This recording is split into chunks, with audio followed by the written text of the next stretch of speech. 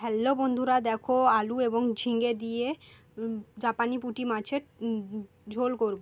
তার জন্য আলু এবং ঝিঙে কেটে নেব, পেঁয়াজ কুচি কুচি করে নেব। দেখো ঝোলের জন্য ঝিঙ্গা এবং আলু কেটে নিয়েছি এবং পেঁয়াজ কুচো কুচো করে নিয়েছি, সবজিগুলো ধুয়ে নিয়েছি। দেখো টকের জন্য এবং ঝোলের জন্য মাছ নিয়ে নিয়েছি। মাছে এবং পরিমাণ মতো নুন এবং হলুদ গুঁড়ো দিয়ে মাছগুলোতে নুন এবং হলুদ মাখিয়ে নেব। মাছে দেখো নুন এবং হলুদ মাখিয়ে নিয়েছি। কড়াই দেখো গরম হয়ে গেছে, গরম হয়ে যেতে তেল দিয়ে দেব। কড়াইতে তেল দিয়ে দিয়েছি।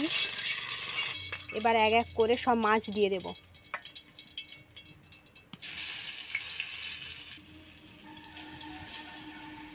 এই দেখো এক এক করে সব মাছ দিয়ে দিয়েছি। মাছ দেওয়ার পরে তেল দিয়ে দেব।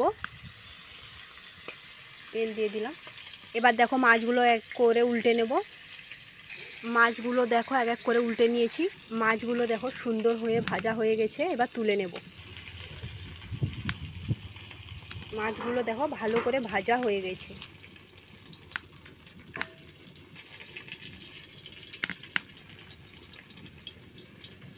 মাছগুলো দেখো ভালো করে ভাজা হয়ে গেছে।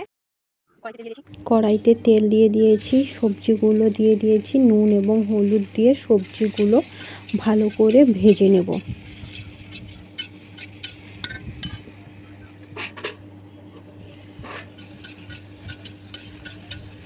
সবজিগুলো ভালো করে ভেজে নেওয়ার পর সবজিগুলো এবার নামিয়ে নেব। তারপরে সবজি নামিয়ে নেওয়ার পরে কড়াইতে কোচানো পেঁয়াজ কুচি দিয়ে দেব। পেঁয়াজ কুচি দেওয়ার পরে তেল, তারপরে নুন, হলুদ এবং পরিমাণ মতো লঙ্কা গুঁড়ো দিয়ে জল দিয়ে মিক্সড করে নেব। ম্যারিনেশন করে নেওয়ার পরে ভেজে রাখা সবজিগুলো দিয়ে দেব। ভেজে রাখা সবজিগুলো দিয়ে তরকারিটা 5 থেকে 10 মিনিট ভালো করে ফোটাবো। তারপরে ভেজে রাখা মাছ দিয়ে দেব। তরকারি প্রায় রেডি হয়ে এসছে। কেমন হয়েছে তোমরা সবাই কমেন্ট করো। ভালো লাগলে একটা লাইক করো, শেয়ার করো এবং চ্যানেলটি নতুন হলে সাবস্ক্রাইব করো। তরকারি নামিয়ে নেওয়ার পর জিরের গুঁড়ো দিয়ে দেব।